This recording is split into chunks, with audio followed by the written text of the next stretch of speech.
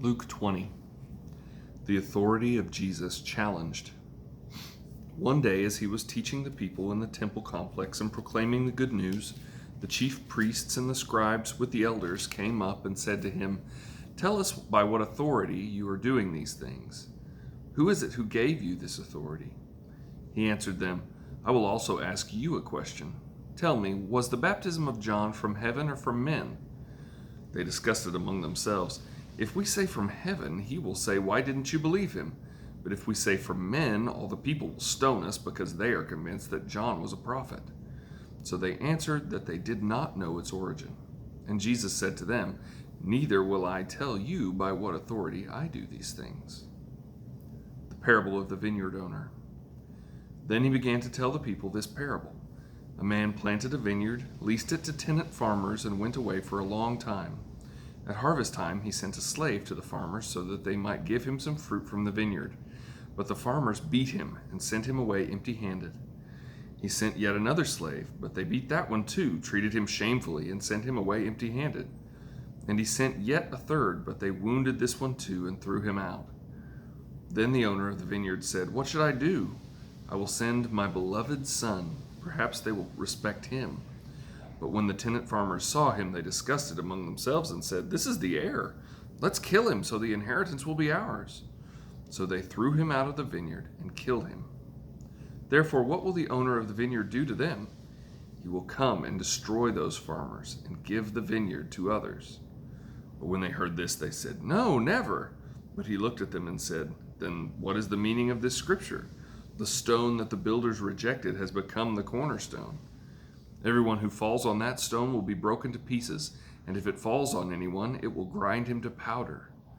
Then the scribes and the chief priests looked for a way to get their hands on him that very hour, because they knew he had told this parable against them, but they feared the people. God and Caesar. They watched closely and sent spies who pretended to be righteous so they could catch him in what he said, to hand him over to the governor's rule and authority. They questioned him, "Teacher, we know that you speak and teach correctly, and you don't show partiality, but teach truthfully the way of God. Is it lawful for us to pay taxes to Caesar or not?" But detecting their craftiness, he said to them, "Show me a denarius. Whose image and inscription does it have?" "Caesar's," they said. "Well then," he told them, "give back to Caesar the things that are Caesar's, and to God the things that are God's." They were not able to catch him in what he said in public, and being amazed at his answer, they became silent. The Sadducees and the resurrection. Some of the Sadducees, who say there is no resurrection, came up and questioned him. "Teacher, Moses wrote for us that if a man's brother has a wife and dies childless, his brother should take the wife and produce offspring for his brother. Now there were 7 brothers. The first took a wife and died without children. Also the second and the third took her.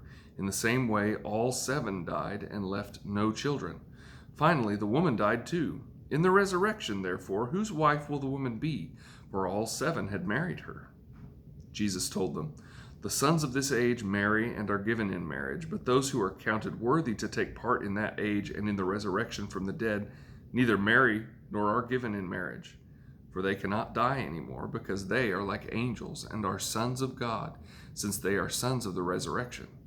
Moses even indicated in the passage about the burning bush that the dead are raised, where he called the Lord the God of Abraham and the God of Isaac and the God of Jacob.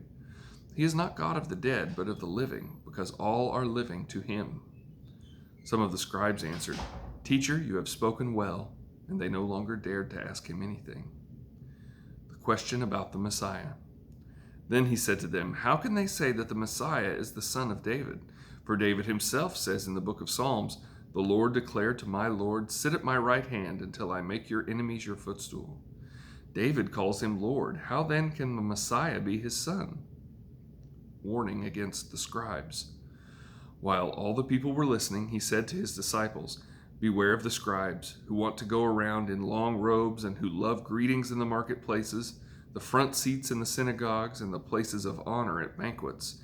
They devour widows' houses and say long prayers just for show. These will receive greater punishment."